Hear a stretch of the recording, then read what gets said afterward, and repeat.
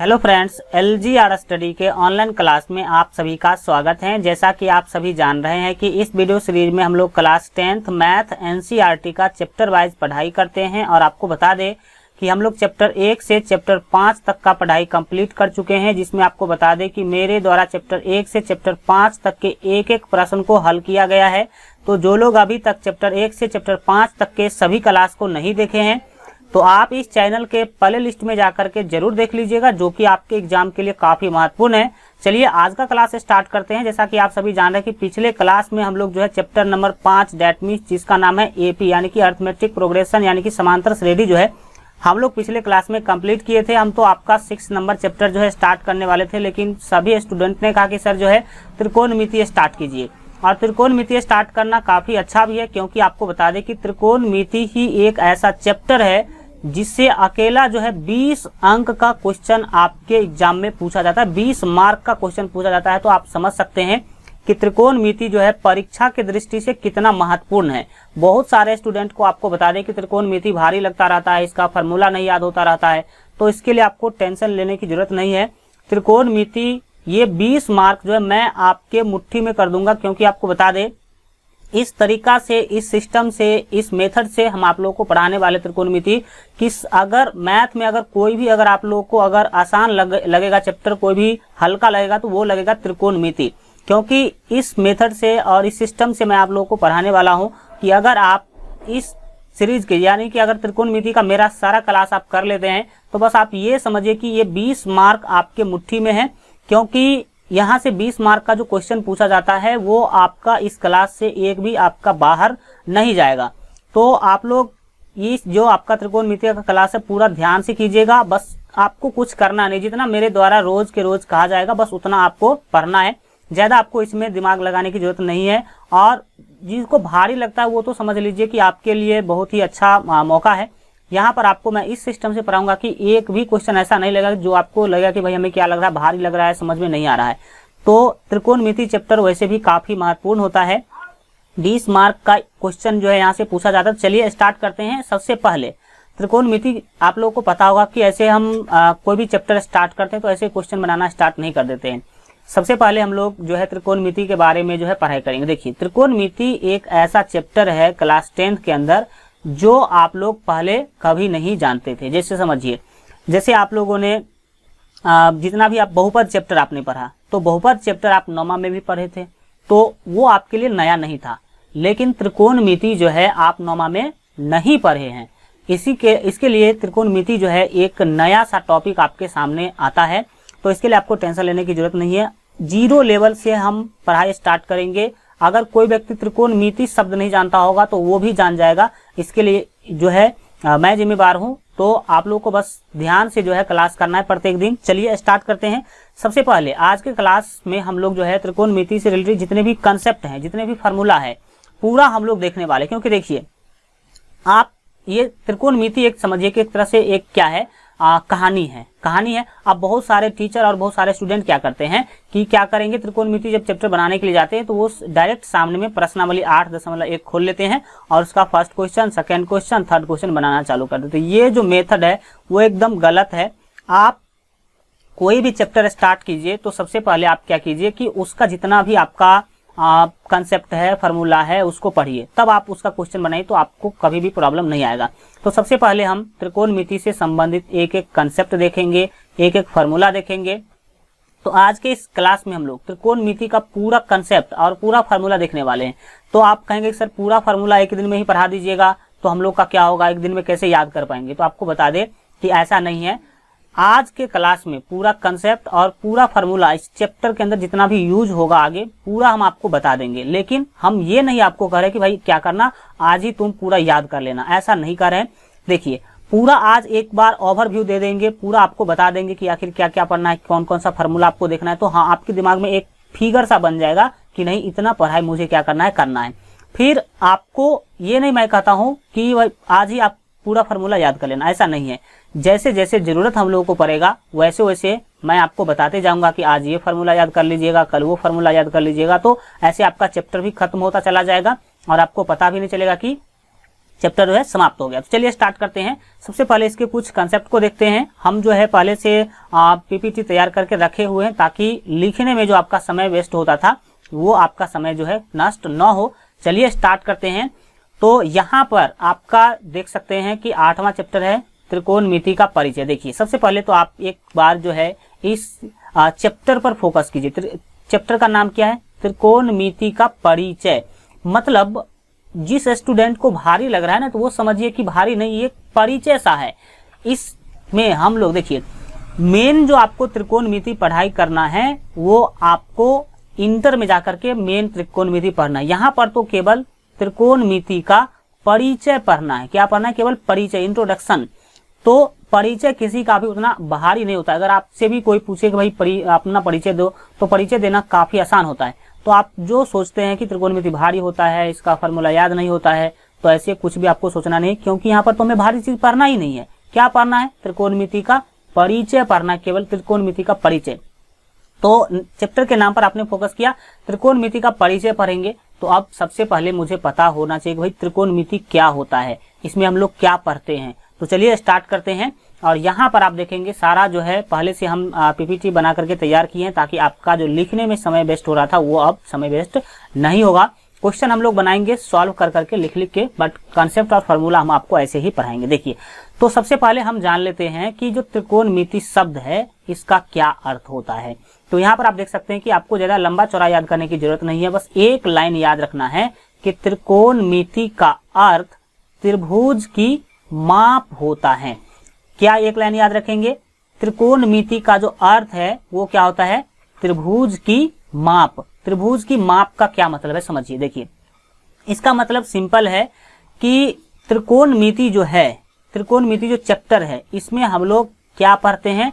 तो त्रिभुज की माप पढ़ते हैं। क्या पढ़ते हैं? त्रिभुज की माप पढ़ते हैं। तो इतना तो क्लियर हो गया कि भाई त्रिकोणमिति चैप्टर में हमें त्रिभुज की माप पढ़ना है। अब त्रिभुज की माप, तो त्रिभुज में क्या क्या हम माप सकते हैं, त्रिभुज में हम लोग क्या क्या माप सकते हैं। तो देखिए त्रिभुज, ये मान लीजिए कि आपका क्या है, एक त्रिभुज है, यह एक क्या है, आपका त्रिभुज है। तो त्रिभुज में दो ही चीज मेन होता है। कितना चीज? दो चीज ही मेन होता है। एक तो होता है भुजा, एक क्या होता है? भुजा, और दूसरा कोण। दूसरा क्या चीज होता है?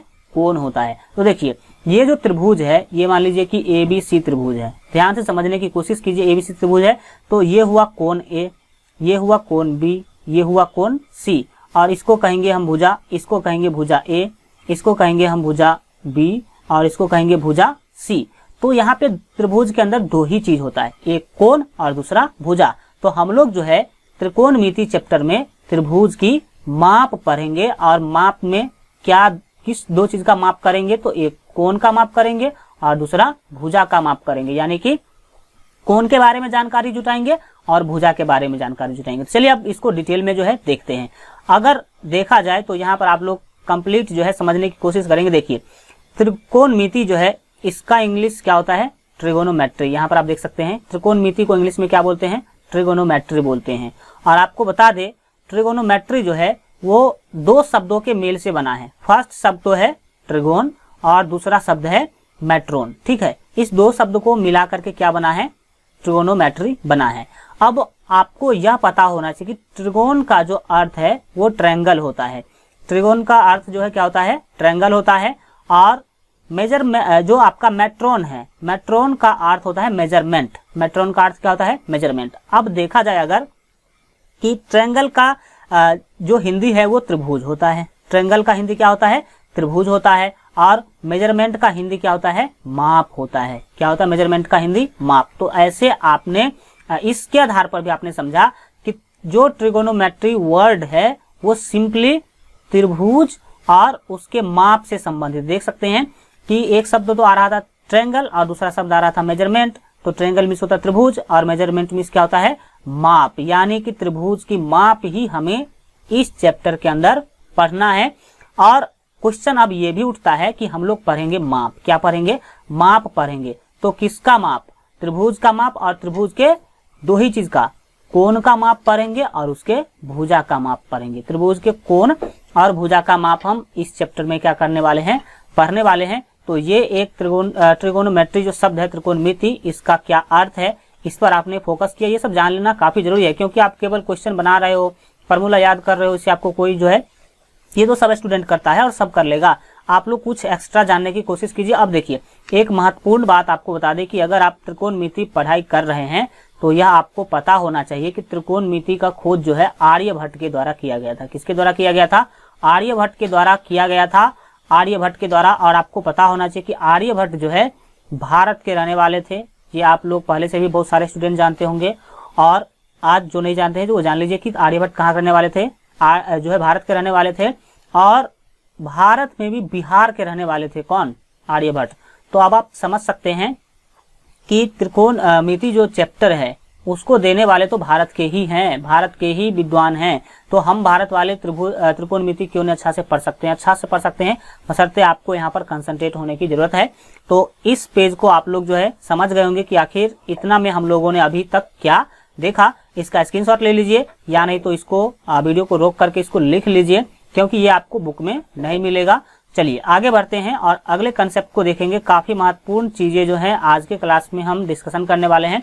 अगर आज का क्लास आप देख लेते हैं तो फिर आपको आगे बहुत ही आसानी होने वाला है। देखिए, अब हमने देखा, यहाँ पे आप देख सकते हैं, हमने देखा कि इस चैप्टर के अंदर त्रिभुज का माप पढ़ेंगे हम लोग। क्या पढ़ेंगे? त्रिभुज का जो है, त्रिभुज की माप पढ़ेंगे। त्रिभुज की माप में कोण और उसके भुजा के बारे में हमें क्या करना है? अध्ययन करना है। अब एक बात हम आपको यहाँ पर क्लियर कर दे कि त्रिभुज जो होते हैं वो मेनली 6 प्रकार के होते हैं। 3 तो होते हैं भुजा के आधार पर, और 3 होते हैं कोण के आधार पर। भुजा के आधार पर आप सभी जानते होंगे, समबाहु त्रिभुज, समद्विबाहु त्रिभुज और विषमबाहु त्रिभुज। और कोण के आधार पर आप जानते होंगे न्यून कोण त्रिभुज, समकोण त्रिभुज और अधिक कोण त्रिभुज। तो मेनली जो त्रिभुज के प्रकार हैं वो कितने प्रकार हैं? 6 प्रकार के त्रिभुज होते हैं। लेकिन यहाँ पर आपको हम एक बात बता दें कि इस चैप्टर में इस 6 प्रकार में से केवल एक प्रकार का ही अध्ययन करना है। केवल एक प्रकार के कोण और भुजा के बारे में अध्ययन करना है, और वो है समकोण त्रिभुज। कौन सा त्रिभुज?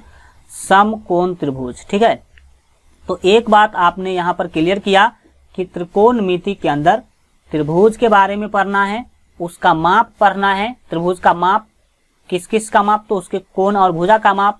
और दूसरी बात आपने देखा कि त्रिभुज होते हैं टोटल 6 प्रकार के, लेकिन उसमें से केवल एक त्रिभुज का ही अध्ययन करना है, एक त्रिभुज का ही कोण और भुजा के बारे में पढ़ाई करना है, जिस त्रिभुज का नाम है समकोण त्रिभुज। कौन सा त्रिभुज? समकोण त्रिभुज के बारे में ही इस चैप्टर में पढ़ना, ये आपको क्लियर होना चाहिए। 6 प्रकार के त्रिभुज होते हैं, लेकिन केवल और केवल समकोण त्रिभुज के बारे में ही इस चैप्टर में हम लोग क्या करेंगे? पढ़ाई करेंगे। तो ये आपका क्लियर हुआ। अब चलिए, क्योंकि देखिए ये सब बात आप जानते हैं तो आपको अंदर से एक एनर्जी सा मिलता है कि भाई चलिए कि हम लोग इतना जान रहे हैं इस चैप्टर के बारे में। अब भुजा और कोण के बारे में पढ़ेंगे तो हल्का एक नजर भुजा और कोण पर भी डाल देते हैं। ये देख लीजिए, ये जो ABC है एक त्रिभुज है, ABC। ठीक है, ABC एक त्रिभुज है। तो इसमें भुजा को जो बोलेंगे हम लोग, यहाँ पर आप देख सकते हैं कि भुजा AB, फिर ये जो है आपका ये कहलाएगा भुजा BC, क्योंकि देख सकते हैं कि ये कहां से कहां तक गया है? B से लेकर के C तक गया है, तो इसको हम लोग बोलेंगे भुजा BC। और इस तरह से ये जो भुजा है आप देख सकते हैं कि A से लेकर के कहां तक गया है? C तक, तो इसको बोलेंगे हम भुजा AC। तो भुजा के बारे में देखा आपने। अब कोण के बारे में देखिए कि कोण को कितने तरीका से जो है, कितने तरह से आप लोग जो है दिखा सकते हैं। किताब के अंदर, बुक के अंदर आपको कितनी तरह से कोण लिखा हुआ दिखेगा। देखिए, सबसे पहले ये देखिए कि ये जो है ये है कोण A। ये क्या है? कोण A है। ये आपको पता होना चाहिए कि ये क्या है? कोण A है। तो कोण A को कितने तरीका से आप लोगों को जो है दिख सकता है बुक के अंदर? इसको तो फर्स्ट आप लोग कोण A कर सकते हैं, या फिर शॉर्ट में आप लोग इसको कोण A, क्योंकि ये जो साइन होता है ये कोण का साइन होता है, ये कोण का चिन्ह होता है। तो इसको भी आप जो है इस तरह से लिख सकते हैं, तो इसको कोण A बोला जा सकता है। या फिर इसी चीजों को, कोण A को ही आप ऐसे भी लिख सकते हैं, कोण CAB। CAB कहने का क्या मतलब है? C A और B, तो बीच में कौन आया? A आया। तो A क्या है? बीच में जो आएगा उस पर समझिएगा कि वहां पर कोण बन रहा होगा। तो जैसे यहाँ पर आप देख सकते हैं कि कोण CAB अगर लिखा हुआ है कहीं पे, कोण CAB अगर कहीं पे लिखा हुआ है, तो इसका मतलब है कि कोण बन कहां पे रहा होगा? A पर, क्योंकि बीच में कौन है? A। इसी तरह से कोण B को आप क्या लिख सकते हैं? देखिए ये आपका क्या है? कोण B है। तो ये कोण B जो है कोण बी को आप तो सिंपली पहले कोण बी बोलेंगे, फिर इसको जो है चिन्ह के साथ लिख सकते हैं कोण बी, फिर इसी को आप कोण एबीसी बोलेंगे। क्या बोलेंगे? एबीसी। तो फिर से आप देख लीजिए कि बीच में कौन आ रहा है? बी आ रहा है, इसका मतलब है बी पर कोण बन रहा होगा। तो ये जो है आपका एबीसी क्या होगा? ए बी और सी, यानी कि ये वाला कोण का चर्चा हो रहा है। फिर जो आपका यहाँ पर कोण सी है, देख सकते हैं कोण सी जो है इसको आप सिंपली या तो कोण सी लिखिए, इस तरह से भी कोण सी लिख सकते हैं, या फिर इसको कोण ए सी भी लिख सकते हैं। ए सी और बी, यानी कि बीच में कौन आया? फिर से सी आया। तो इस तरह से आपने देखा कि कोण को 3 तरह से आप लोग जो है लिख सकते हैं, या फिर बुक में आपको लिखा हुआ दिख सकता है। तो कोण और भुजा का हल्का परिचय आपने लिया। अब बढ़ते हैं आगे और आगे के कंसेप्ट को देखते हैं, काफी यहाँ पर आपके लिए महत्वपूर्ण होगा, सभी चीजों को देख लेना। चले देखते हैं। हमने आपको पहले ही बता दिया कि केवल और केवल समकोण त्रिभुज का हम लोग पढ़ाई करेंगे, फिर भी एक नजर जो है त्रिभुज के प्रकार पर हम डालते हैं। एक पॉइंट है जो कि आपको बेस्ट कंसेप्ट के रूप में याद रखेंगे कि त्रिभुज के तीनों कोणों का योग जो होता है वो 180 डिग्री होता है। कितना होता है? 180 डिग्री। तीनों कोणों का योग कहने का मतलब है कोण ए प्लस कोण बी और प्लस कोण सी करेंगे तो आपको 180 डिग्री मिलेगा। ठीक है, तो तीनों कोणों का योग 180 डिग्री होता है, ये आप याद रखेंगे। और चलिए आगे त्रिभुज के प्रकार को भी हम एक बार दिखा देते हैं ताकि आपका कंसेप्ट और भी क्लियर हो जाए। देखिए सबसे पहले हम यहाँ पर देख सकते हैं, लिखें कि कोण के आधार पर त्रिभुज का प्रकार। किसके आधार पर?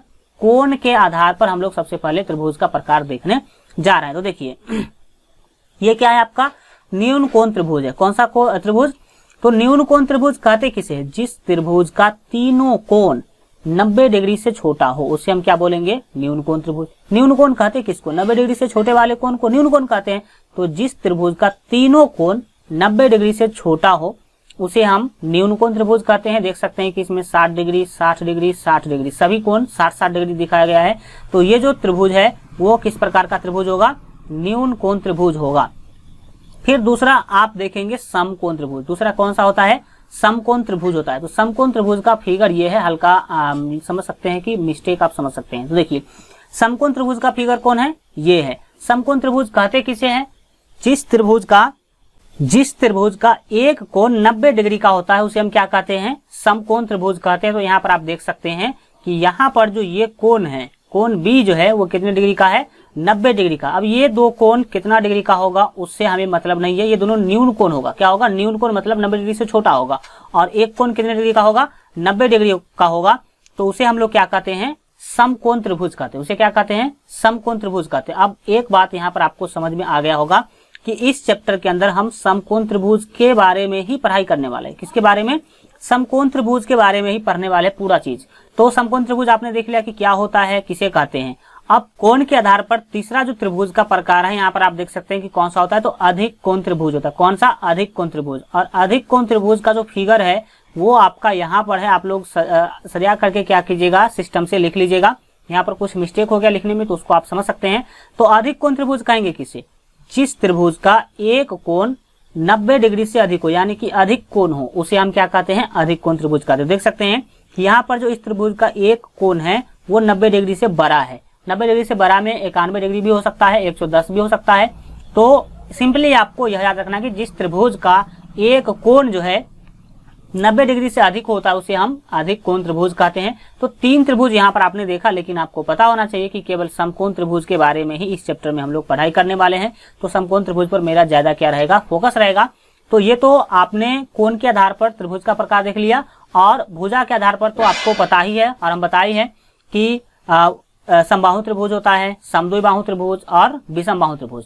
तो त्रिभुज में आप लोगों को हम बस इतना बताना चाहते थे कि क्या है कि समकोण त्रिभुज का आप लोग पर हम फोकस करना चाहते थे।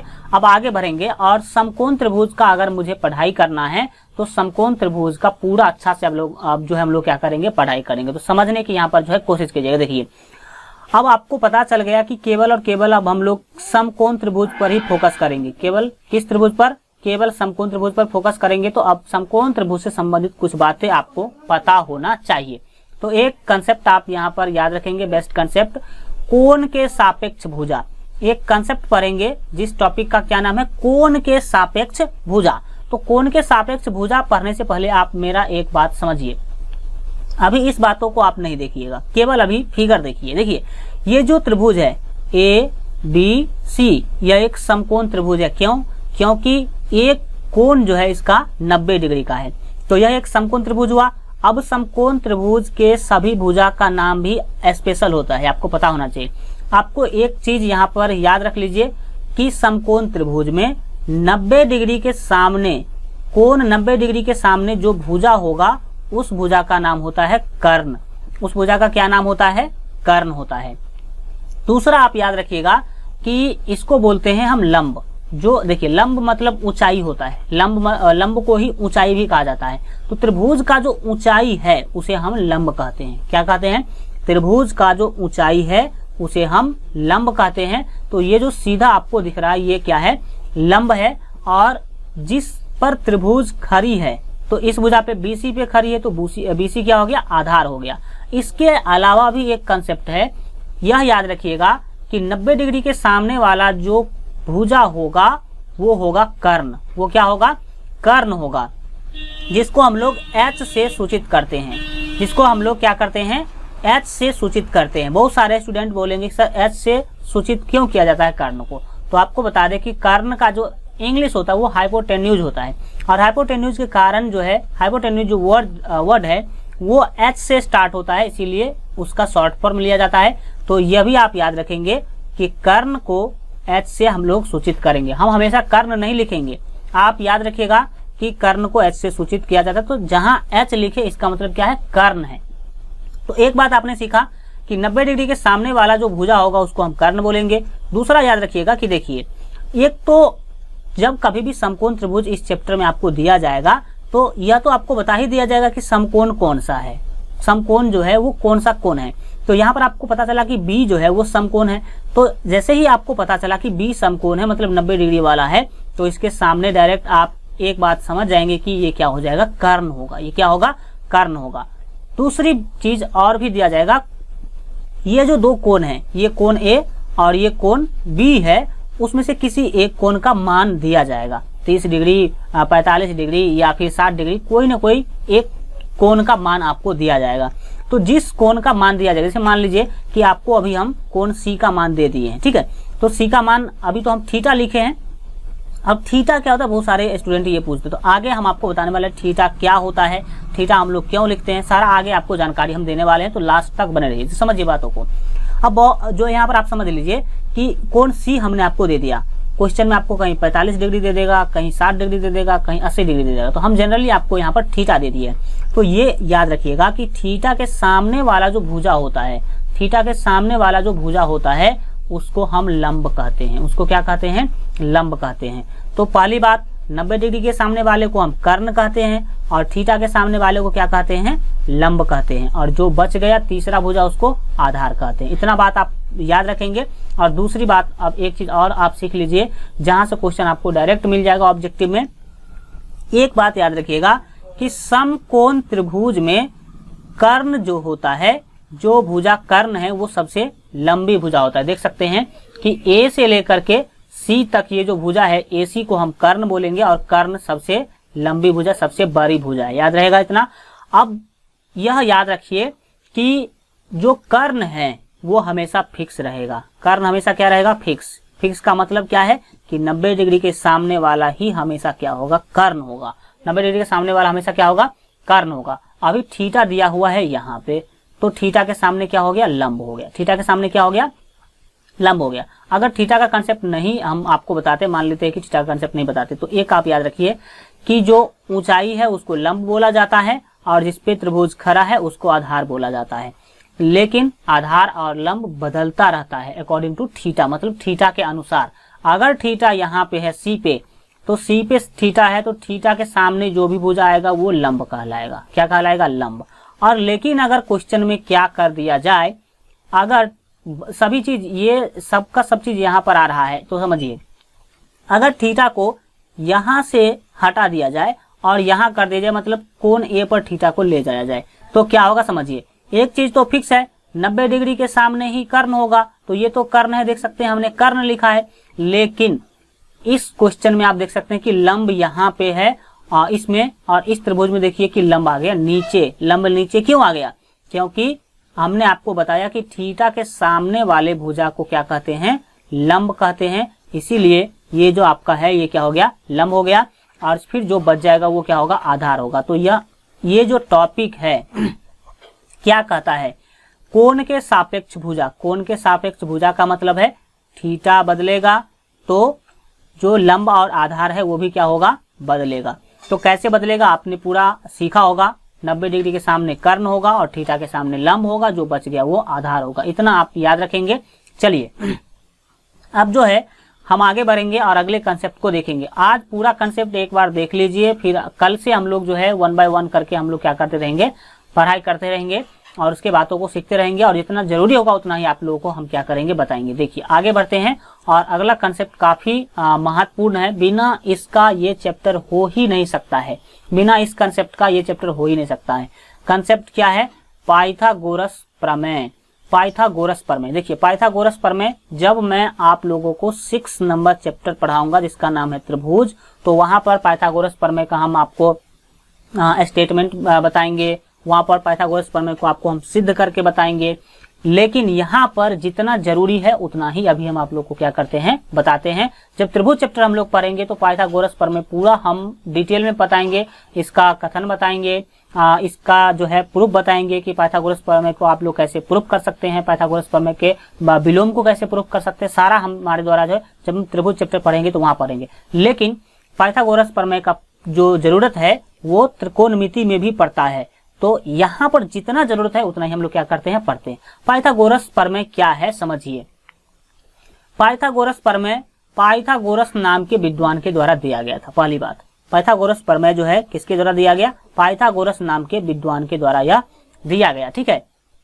और इस प्रमेय में क्या बोला गया? पाइथागोरस के द्वारा क्या बोला गया? पाइथागोरस बोले कि अगर कोई समकोण त्रिभुज है, ये मान लीजिए कि आपका क्या है? समकोण त्रिभुज है यह एक क्या है? समकोण त्रिभुज है। तो उन्होंने बोला, पाइथागोरस ने बोला कि अगर कोई समकोण त्रिभुज है तो ये मान लीजिए कि ये समकोण त्रिभुज है और ये 90 डिग्री का है। क्या है? 90 डिग्री का है। ठीक है। तो ये कर्ण होगा। ये क्या होगा? कर्ण होगा।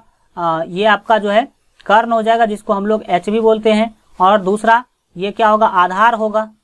अभी हम थीटा नहीं दिए, इस दोनों कोण के बारे में चर्चा जब नहीं किया जाए तो नीचे वाला ही क्या होता है? आधार होता है। ठीक है। ये आधार होगा जिसको हम लोग बी से सूचित करते हैं। आधार को किससे सूचित करते हैं? बी से। क्यों बी से सूचित करते हैं? क्योंकि आधार का इंग्लिश बेस होता है और बेस का फर्स्ट अक्षर जो है बी होता है, इसीलिए हम आधार को बी से सूचित करते हैं। और ये त्रिभुज का ऊंचाई है। ए बी जो है त्रिभुज का क्या है? ऊंचाई है। और ऊंचाई को लंब बोला जाता है। क्या बोला जाता है? लंब। और लंब का इंग्लिश परपेंडिकुलर होता है और इसीलिए इसको पी से सूचित करते हैं। इसीलिए इसको किससे सूचित करते हैं? पी से सूचित करते हैं। तो अब बातों को समझिए। पाइथागोरस क्या बोले थे इस बातों को समझिए। अब तो त्रिभुज आपने देख लिया। पाइथागोरस बोले थे कि किसी समकोण त्रिभुज में कर्ण का जो स्क्वायर होगा वो लंब के स्क्वायर और आधार के स्क्वायर, यहाँ पर देख सकते हैं कि स्क्वायर लगा हुआ है। क्या लगा हुआ है? स्क्वायर लगा हुआ है। लंब के स्क्वायर और आधार के स्क्वायर के योग के बराबर होगा। योग के बराबर होगा। इसका मतलब क्या है? सो एक बार अपने शब्दों में समझिए। देखिए पाइथागोरस ने कहा कि अगर कोई समकोण त्रिभुज है तो उसमें फिक्स है कि अगर आप उसका कर्ण का वर्ग करेंगे, मतलब कर्ण का स्क्वायर करेंगे, तो वो बराबर होगा। किसके बराबर होगा? तो उसके लंब के स्क्वायर के प्लस आधार के स्क्वायर के। इसका सिंपल अर्थ है कि आप क्या कीजिए? कर्ण का स्क्वायर कर लीजिए। ठीक है। कर्ण का स्क्वायर कर लीजिए और इसको एक तरफ लिखिए और लंब का स्क्वायर और आधार का स्क्वायर करके उसको जोड़ दीजिए तो दोनों क्या हो जाएगा? बराबर होगा। ऐसा किसके द्वारा बोला गया? पाइथागोरस के द्वारा बोला गया। एक बात और यहाँ पर आप याद रख लीजिए कि पाइथागोरस प्रमेय जो है केवल और केवल समकोण त्रिभुज पर लागू होता है। किस पर? और यहाँ से तो बहुत बार क्वेश्चन पूछ दिया गया है कि बताइए पाइथागोरस प्रमेय किस त्रिभुज के लिए लागू होता है, किस त्रिभुज पर लागू होता है। तो आप याद रखेंगे कि पाइथागोरस प्रमेय जो है केवल और केवल समकोण त्रिभुज पर ही लागू होता है। ठीक है। तो ये बात आपने देखा। अब बातों को समझिए। तो कर्ण का स्क्वायर बराबर क्या होगा? लंब स्क्वायर प्लस आधार स्क्वायर। तो इसको आप जो है इस चीजों को ऐसे भी लिख सकते हैं। कर्ण क्या है? देख सकते हैं कि भुजा एसी को क्या बोला गया है? ये भुजा क्या है? एसी है। ये भुजा एसी है ये भुजा जो है इसको हम BC बोलेंगे और इसको बोलेंगे AB। तो अलग रूप में ऐसा भी दिया जा सकता है AC स्क्वायर बराबर AB square plus BC square, क्योंकि AB यहाँ पर आपका क्या है, आधार है, और BC क्या है, लंब है।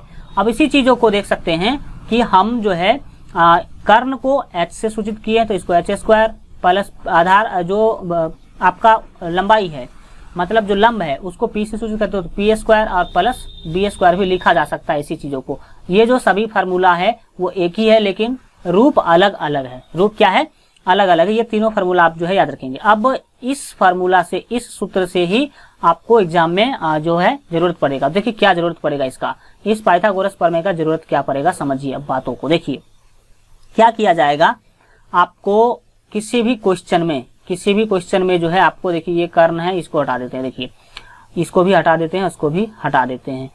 3 भुजा होता है, 2 भुजा दे दिया जाएगा, दे दिया गया आपको ये 13 दे दिया गया, और ये दे दिया गया 12, और ये भुजा आपको नहीं दिया जाएगा। और जब तक ये भुजा आप निकालेंगे नहीं तब तक आपको क्वेश्चन बनेगा नहीं। तो उस स्थिति में हम लोग पाइथागोरस प्रमेय का यूज करके तीसरा भुजा निकालते हैं। तो तीसरा भुजा कैसे निकालते, देखिए ये आपका क्या है, ये है H, इसको लंब बोलते हैं, तो ये P है, और ये क्या होता है, B होता है। तो B का मान यहाँ पे नहीं है आपके पास, तो B का मान निकालेंगे कैसे, तो देख लीजिए यहाँ से B का फार्मूला यहाँ पर हम दे दिए हैं। B का क्या दे दिए हैं, फार्मूला दे दिए हैं। B का फार्मूला क्या है, B बराबर √H square minus P square. Formula क्या याद रखेंगे, √H square minus P square. तो क्या होगा, H का मान कितना है, H का मान है 13, देख सकते हैं कितना है, 13 है। तो 13 का यहाँ पर हम क्या कर देंगे, स्क्वायर कर देंगे, माइनस P स्क्वायर। तो P का मान है 12, तो हम यहाँ पर 12 का क्या करेंगे, स्क्वायर करेंगे। तो आराम से आपको B का मान मिल जाएगा। कैसे, तो देखिए 13 का 169 होगा। जब आप 13 का स्क्वायर करेंगे तो क्या होगा, 169, और माइनस 12 का स्क्वायर कितना होता है, 144 होता है। तो यहाँ पर आप 144 लिख देंगे। तो फिर आपको मिलेगा क्या, देखिए 169 से 144 जब आप हटाएंगे तो आपको मिलेगा 25। कितना मिलेगा, 25 मिलेगा। और 25 को आप 5 गुने 5 लिख सकते हैं, तो फाइनल आपका 5 यहाँ पर आंसर आया। तो इसका मतलब है कि B का मान कितना है, 5 है। तो पाइथागोरस प्रमेय का हम लोग इसी तरह से यूज करेंगे। तो देख लीजिए ये जो फार्मूला है H स्क्वायर बराबर P square plus B square, इसी फार्मूला से ये 3 फार्मूला जो है निकला हुआ है। फर्स्ट फार्मूला क्या है, याद रखेंगे, H बराबर होता है √P square plus B square. दूसरा याद रखेंगे कि P बराबर होता है √H square minus B square. और तीसरा फार्मूला याद रखेंगे कि B बराबर होता है √H square minus P square. और ये तीनों फार्मूला आपको काम आएगा कैसे, वो भी एक बार देख लीजिए। देखिए जैसा कि अभी आपने देखा कि इस फार्मूला का हम अभी क्या किए हैं, उपयोग किए हैं। जब आपको B निकालना होगा और H और P दिया गया होगा तो इस फार्मूला का यूज कर लेंगे आप। जब आपको P निकालना होगा और H और B दिया गया होगा तो इस फार्मूला का आप यूज कर लेंगे। और जब अगर H निकालना होगा और P और B दिया गया होगा तो आप इस फार्मूला का, इस सूत्र का यूज कर लेंगे, तो आपका बन जाएगा। तो पाइथागोरस प्रमेय का बस इतना ही काम है कि तीनों भुजा में से कोई एक भुजा आप कैसे निकालेंगे, 2 भुजा के मदद से। तो पाइथागोरस प्रमेय आप लोग समझ गए होंगे। इसमें आपको याद क्या रखना है वो भी हम आपको बता देते हैं। पाइथागोरस प्रमेय के बारे में आपने देखा कि यह केवल समकोण त्रिभुज पर लागू होता है। दूसरा आप यहाँ पर याद रखिए कि इससे केवल त्रिभुज के भुजा निकालने का काम हम करेंगे। जैसे H मतलब कर्ण निकालना होगा तो P मतलब लंब निकालना होगा, तो और B मतलब आधार निकालना होगा, तो इस तीनों फार्मूला का यूज करेंगे। आगे बढ़ते हैं, चलिए काफी अच्छा जो है आगे हम लोग जो है सीखने वाले हैं। तो ये तो अभी आपका बेसिक ही चल रहा था। अब प्रवेश करेंगे हम लोग चैप्टर के अंदर और काफी महत्वपूर्ण चीजों को यहाँ पर हम लोग देखने की कोशिश करेंगे। तो ध्यान से समझने और सीखने की कोशिश कीजिए। देखिए अब जो है आपका चैप्टर स्टार्ट हो जाता है और यहाँ पर फर्स्ट कंसेप्ट हम लोग पढ़ेंगे त्रिकोणमितीय अनुपात, जिसको कहीं कहीं निष्पत्तियां भी बोला जाता है। जो लोग त्रिकोणमिति का नाम इससे पहले अगर कहीं भी सुने होंगे, आपके टीचर के द्वारा आपको अगर पढ़ाया गया होगा, कोई भी अगर आपके सीनियर कोई टीचर आपको पढ़ाए होंगे, तो त्रिकोणमिति अगर पढ़े होंगे तो आप लोग साइन, कॉस, टेन, कॉसेक, सेक और कॉट इतना तो जरूर सुनेंगे, क्योंकि इसके बिना तो त्रिकोणमिति बनने वाला है ही नहीं। लेकिन आज आप जानेंगे कि साइन, कॉस, टेन, कॉट, सेक, कॉट जो है वो क्या है।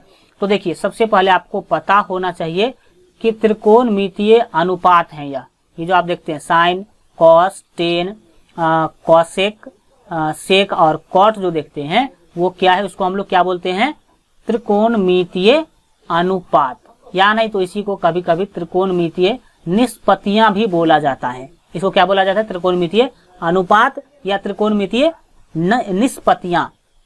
अब एक खास बात यहाँ पर आपको हम बता दें कि त्रिकोणमितीय अनुपात कुल कितने होते हैं। तो त्रिकोणमितीय अनुपात यानी त्रिकोणमितीय निष्पत्तियां कुल 6 होते हैं। यहाँ आप याद रखेंगे कुल कितने होते हैं, 6 ही होते हैं। फिक्स चीजें हैं, याद कर लीजिए कौन कौन, साइन, कॉस, टेन, कॉसेक, सेक और कॉट, ये कितने होते हैं, 6 होते हैं। त्रिकोणमितीय निष्पत्तियां कुल कितने होते हैं, 6 होते हैं। अब सर यहाँ से क्या क्वेश्चन पूछा जाएगा, तो याद रखिएगा यहाँ से ऑब्जेक्टिव प्रश्न पूछा जाता है। कैसे, सबसे पहले देख लीजिए कि ये जो हम लिखते हैं SIN जो लिखते हैं वो शॉर्ट फॉर्म है, संक्षिप्त रूप है किसका, SINE का। तो आपसे एग्जाम में पूछा जाएगा कि साइन किसका संक्षिप्त रूप है, तो आपको बताना होगा SINE का ये साइन जो है संक्षिप्त रूप है। साइन जो डायरेक्ट हम लोग पढ़ते हैं SIN, साइन, ये SIN नहीं होता है, ये होता है SINE। इसका फुल फॉर्म क्या है, SINE, लेकिन शॉर्टकट में हम लोग क्या लिखते हैं, SIN, साइन। उसी तरह से जो कॉस लिखते हैं COS, कॉस, ये कॉस नहीं है, कॉस का फुल फॉर्म यानी कि पूर्ण रूप जो है वो होता है COSINE, कोसाइन, कोसाइन होता है। टेन जो पढ़ते हैं हम लोग, टेन का फुल फॉर्म होता है टेंजेंट, क्या होता है, टेंजेंट। जो हम लोग कोसेक पढ़ते हैं उसका फुल फॉर्म होता है कॉस्केंट, COSECANT, कॉस्केंट, ठीक है। और जो हम लोग सेक पढ़ते हैं, देख सकते हैं यहाँ पर आपका सेक है, इसका फुल फॉर्म क्या होता है, सेकेंट होता है, क्या होता है, सेकेंट। और लास्ट जो हम लोग कॉट पढ़ते हैं, कॉट का जो फुल फॉर्म होता है, पूर्ण रूप होता है, वो कोटेंजेंट होता है। क्या पढ़ेंगे इसको, कोटेंजेंट। तो इसको आपको याद रखना है, क्या याद रखेंगे, फर्स्ट आप पढ़ेंगे कि SINE, साइन, साइन का शॉर्टकट SIN होता है। दूसरा पढ़ेंगे कोसाइन, इसको क्या पढ़ेंगे, कोसाइन, कोसाइन का जो शॉर्ट फॉर्म है वो कॉस होता है। नेक्स्ट आप पढ़ेंगे टेंजेंट, टेंजेंट का शॉर्ट फॉर्म क्या होता है, टेन होता है, टेंजेंट का शॉर्ट फॉर्म टेन होता है। अगला क्या पढ़ेंगे, कॉस्केंट, इसको क्या पढ़ेंगे, कॉस्केंट, कॉस्केंट का फुल शॉर्ट फॉर्म जो है वो क्या होता है, कोसेक होता है, क्या होता है, कोसेक। और 5वां पढ़ेंगे सेकेंड, और सेकेंड का शॉर्टकट क्या होता है, सेक होता है। और नेक्स्ट आप पढ़ेंगे कोटेंजेंट, और कोटेंजेंट का शॉर्ट फॉर्म कॉट होता है। तो यहाँ सर क्वेश्चन कैसे पूछा जाएगा, ये तो आपका मेन रीड है त्रिकोणमिति का, लेकिन ऑब्जेक्टिव क्वेश्चन भी यहाँ से पूछ लिया जाता है। आपको एग्जाम में पूछेगा कि भाई बताओ जो कॉस है, कॉस का फुल फॉर्म क्या होता है, यानी कि कॉस का पूर्ण रूप क्या होता है। तो मीनिंग के साथ आप याद रखिएगा कि कॉस का जो पूर्ण रूप होता है वो कोसाइन होता है। क्या होता है, कोसाइन, COSINE, कोसाइन। क्यों, क्योंकि आपको एग्जाम में क्वेश्चन रहेगा निम्नलिखित में से कौन कॉस का पूर्ण रूप है। तो वहां पर आप मीनिंग देखेंगे कि COSINE, कोसाइन किस में लिखा हुआ है, क्योंकि बहुत हल्का का डिफरेंस है। एक दे देगा ऑप्शन आपको COSINE, एक देगा COSIN, एक देगा COSENE, तो इस तरह से आपको फंसाएगा। लेकिन आप मीनिंग याद रखेंगे कि COSINE होता है, मतलब इसको पढ़ेंगे कोसाइन किसका, तो कॉस का। और इसी तरह से आप लोग सभी का शॉर्ट फॉर्म आप याद रखेंगे। अगले क्लास में हम लोग जो है हम आपसे पूछेंगे कि भाई बताओ सेक का फुल फॉर्म क्या होता है। तो आप लोगों को वहां पर क्या करना होगा, कमेंट में इसका आंसर लिखना होगा। तो आपने यह देखा, क्या देखा, अगला जो टॉपिक आपने पढ़ा वो क्या पढ़ा, त्रिकोणमितीय अनुपात पढ़ा, जिसको हम लोग त्रिकोणमितीय निष्पत्तियां भी बोलते हैं। और टोटल त्रिकोणमितीय निष्पत्तियां कितने होते हैं, 6 होते हैं। कितने होते हैं, 6 होते हैं, ठीक है। इतना आपने देखा, इसका फुल फॉर्म शॉर्ट फॉर्म आप दोनों याद रखेंगे। अब आगे बढ़ते हैं और काफी महत्वपूर्ण जो यहाँ पर आपका चीज है इसको पढ़ लेंगे, और फिर अगले क्लास में हम लोग जो है आगे देखेंगे, ठीक है। चलिए अगला जो कंसेप्ट है इसको समझिए। ये जो कंसेप्ट है ये होता है थीटा और भुजा के बीच में संबंध, कोण और भुजा के बीच में संबंध होता है। तो समझिए इस क्वेश्चन को, इस कंसेप्ट को आप अच्छा से समझ लीजिए। अब थीटा क्या है, तो थीटा जो है एक रोमन जो आपका ABCD होता है उसका ही अक्षर है। लेकिन थीटा से हम कोण को सूचित करते हैं। याद रखिएगा, थीटा से कोण को सूचित किया जाता है। थीटा क्या है, तो कोण को थीटा से सूचित करते हैं। बस इतना ही आपको क्या करना है, याद रखना है। तो थीटा है, इसका मतलब क्या है, कोण है। थीटा का मतलब क्या होता है, कोण। अब आगे पढ़िए और समझिए। फर्स्ट कंसेप्ट आप याद रखिएगा कि साइन थीटा बराबर होता है P बट्टा H। साइन थीटा बराबर क्या होता है, P बट्टा H होता है। P बट्टा H बोले तो P को हम आपको बताते हैं कि P मतलब होता है लंब और H मतलब होता है कर्ण। तो साइन थीटा बराबर आप या तो ये याद रख सकते हैं कि साइन थीटा बराबर लंब बट्टा कर्ण। क्या याद रखेंगे, साइन थीटा बराबर लंब बट्टा कर्ण, या नहीं तो आप लोग साइन थीटा बराबर याद रख सकते हैं P बट्टा H। दोनों बात तो बराबर है। ये हल्का आपको ज्यादा लिखना पड़ेगा, ये कम लिखना पड़ेगा। हम यही ज्यादा यूज करेंगे, P बट्टा H। तो आप लोग इंग्लिश में याद कर लीजिए, ज्यादा आपका फायदा होगा। और कोई आपको समझने वाली कोई बात है ही नहीं। P हम लोग लंब को बोलते हैं और H हम लोग कर्ण को बोलते हैं। तो साइन थीटा बराबर आप या तो लंब बट्टा कर्ण याद रखिए, या नहीं तो P बट्टा H याद रखिए। फिर दूसरा आप जो है देखेंगे, देखिए 6 है लेकिन 3 याद कर लीजिएगा तो 3 आपको अपने आप याद हो जाएगा। दूसरा क्या है, कॉस थीटा बराबर B बट्टा H होगा, या नहीं तो इसी को आप लोग आधार बट्टा कर्ण बोलेंगे। तीसरा टेन थीटा बराबर P बट्टा B होता है, या नहीं तो इसी को आप लंब बट्टा आधार बोलेंगे। अब दूसरा बात आप समझिए क्या होगा, 3 आप याद कर लिए, 3 याद कर लीजिए, 3 याद कर लीजिए और लास्ट का 3 आपको अपने आप याद हो जाएगा। देखिए याद रखिएगा कि साइन का उल्टा होता है कौन, कॉसेक।